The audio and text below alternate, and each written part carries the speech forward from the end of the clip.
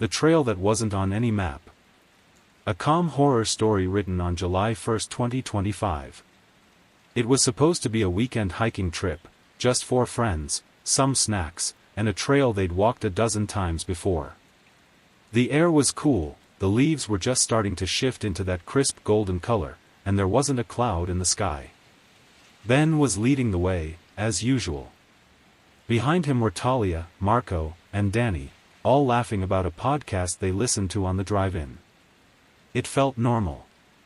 Until they found the trail, they almost missed it, a thin, overgrown trail branching off from the main path, half covered in moss and fallen pine needles. There was no sign, no trail marker, no indication that anyone had ever walked it. But something about it felt inviting. "Let's check it out," Ben said, grinning. Talia frowned. "It's not on the map." "Exactly," Marco added. "That's what makes it interesting." Danny hesitated but followed when the others did. She always did. At first, the new path seemed like any other, narrow, winding, surrounded by trees that grew thicker and taller the farther they went. Birds chirped. Leaves crunched beneath their boots. But after 20 minutes, the trail didn't curve or climb. It just stretched forward, endlessly straight, like it had no destination. That's when they started to feel it. The quiet. No birds anymore. No wind. Only their footsteps, soft and slow, and the low rustle of their backpacks. Talia stopped suddenly. "Does it feel warmer to anyone else?" Ben nodded slowly. "Yeah. It's like we dropped in elevation, but we didn't." They pushed forward, but the trail never split, never curved. Just forward, always forward. Then, without warning, they stepped into a clearing. Wide. Open. Perfectly round. A large stump sat in the center, worn smooth, like something had been grinding it for years. Danny walked toward it. "Guys. I think I've seen this place before." Marco raised an eyebrow. "When?" "In a dream," she whispered. They rested for a bit. Drank water. Ate granola bars. Then turned to head back the way they came. But the trail behind them was gone. No path. Only forest. Perfectly undisturbed trees. No footprints. No broken branches. Just green. They argued for a while, Ben saying they must have turned wrong, Talia insisting she marked a tree with her nail file. But the mark was gone. So they picked a direction.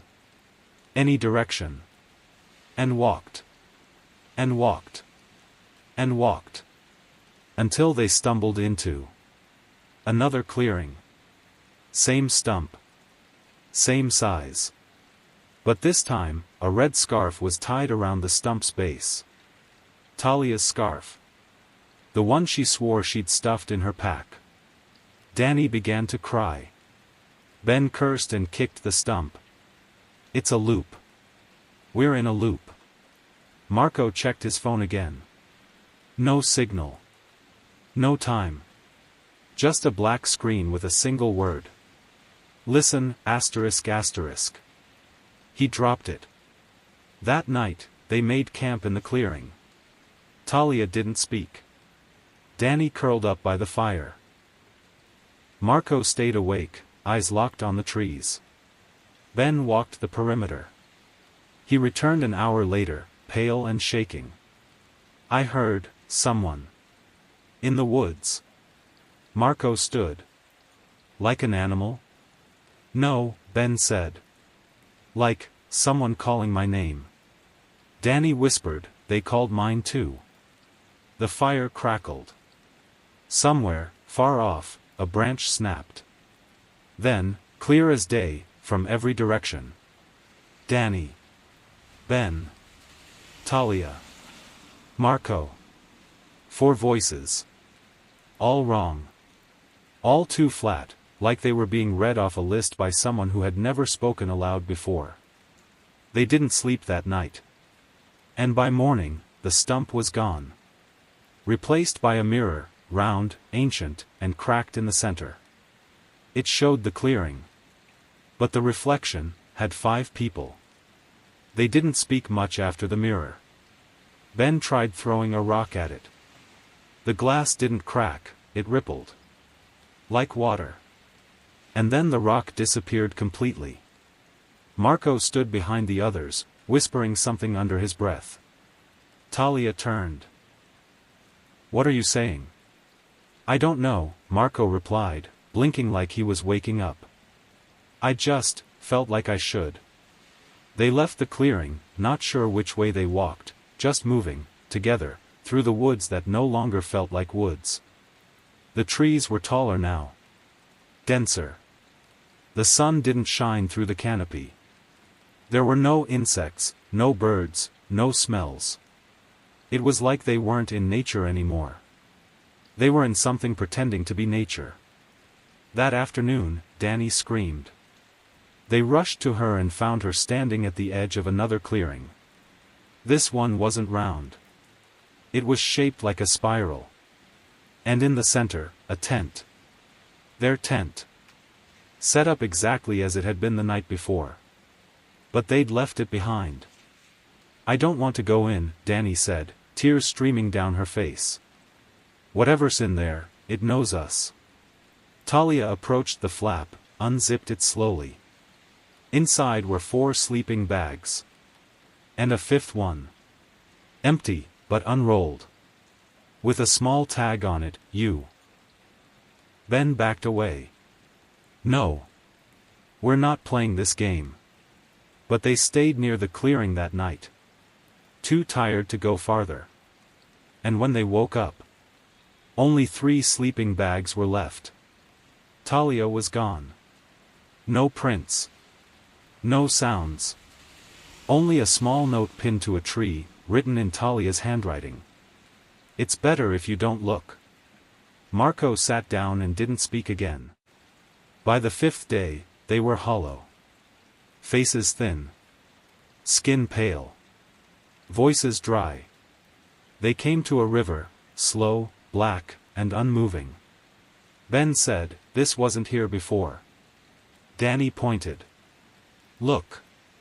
Across the river stood Talia. She was smiling, waving, eyes completely white.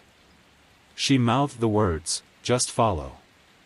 Ben stepped into the water. Danny screamed, but he didn't stop. He walked in, deeper, until the water reached his chest, his neck. He looked back once. "She's not alone over there." Then he sank. Gone. No splash. No sound. Just still water. Only Danny and Marco remained. They kept moving. Didn't sleep. Didn't speak. Until they came to the final clearing. The stump was back. The mirror was back. And on the stump, a book. No title.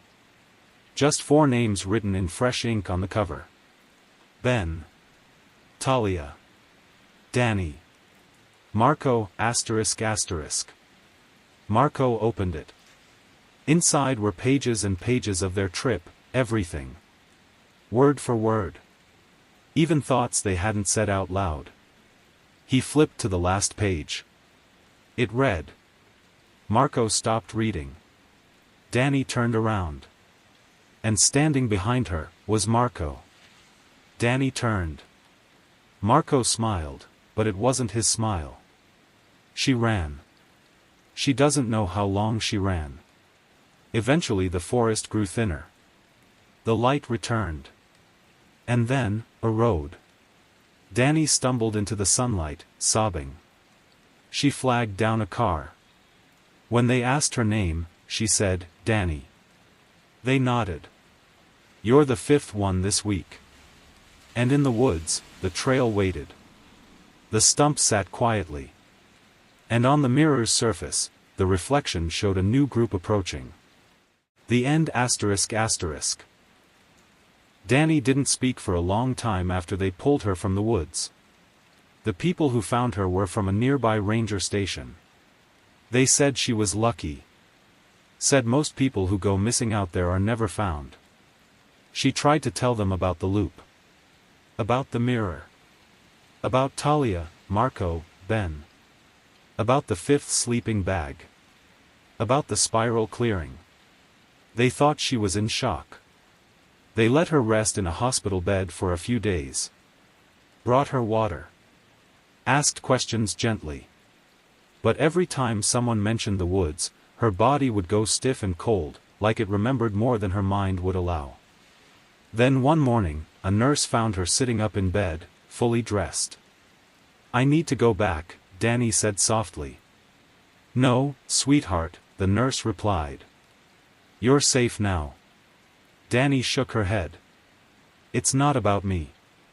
There's more. It's still hungry." Back in the forest, miles from any road, something had changed. The trailhead that wasn't on the map now had a sign. Just a small wooden plank nailed to a tree. It read, "Scenic Route." Underneath, someone had etched new words in fresh cuts. "Leave something behind if you want to leave it all." No one knew who put it there. But hikers started going missing more often. Locals stopped walking their dogs near that stretch of woods. Campers would report strange sounds, whispers, names in the wind, children laughing when no one was there. And every now and then, rangers found objects in the forest. A scarf tied to a branch. A half-buried phone playing static. An old backpack full of unopened food. A mirror nailed to a tree with no reflection.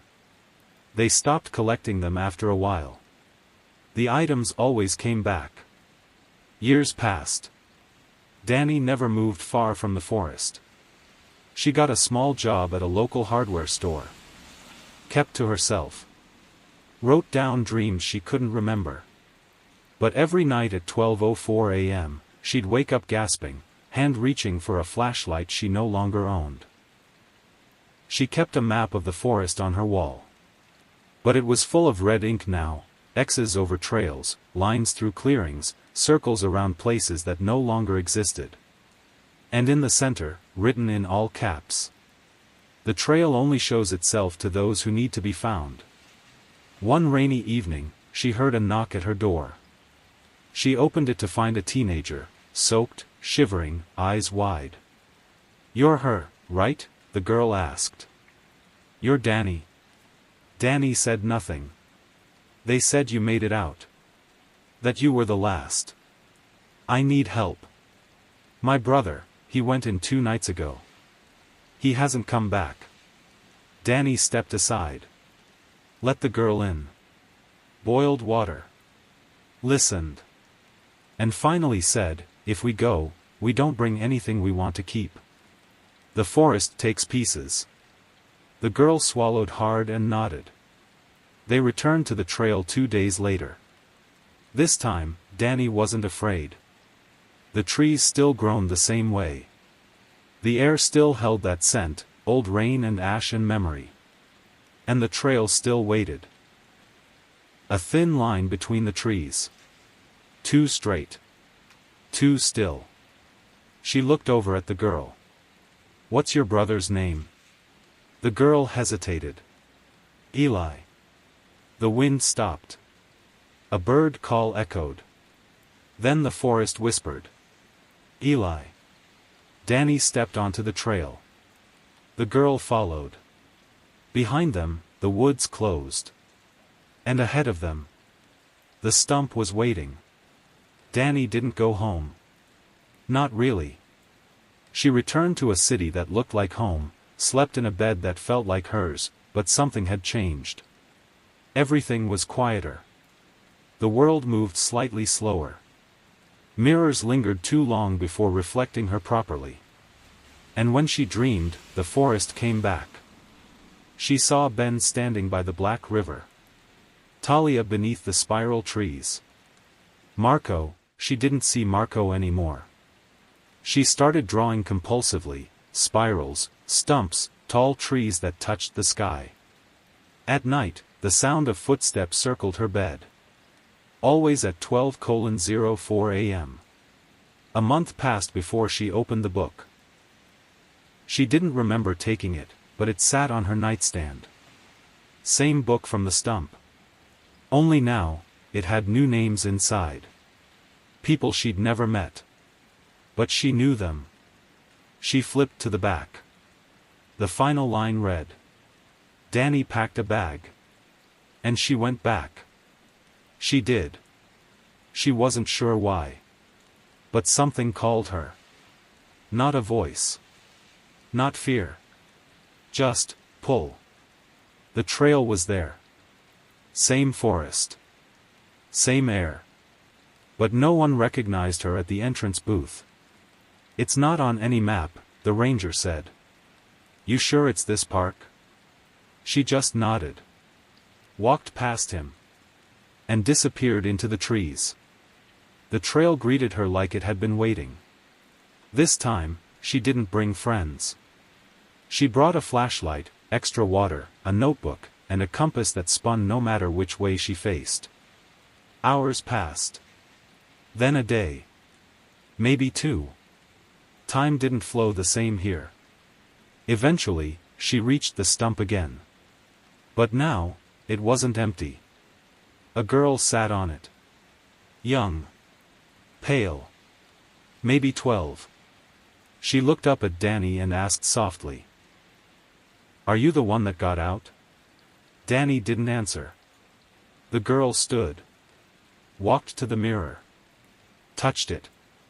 It shimmered. Images rippled across its surface, dozens of clearings, hundreds of faces. Some crying. Some screaming. Some smiling like they wanted to stay. The girl turned back. "It's not a trail. It's a doorway." "To what?" Danny asked. The girl whispered. "A place that needs stories." Then she stepped into the mirror and vanished. Danny stayed in the clearing that night.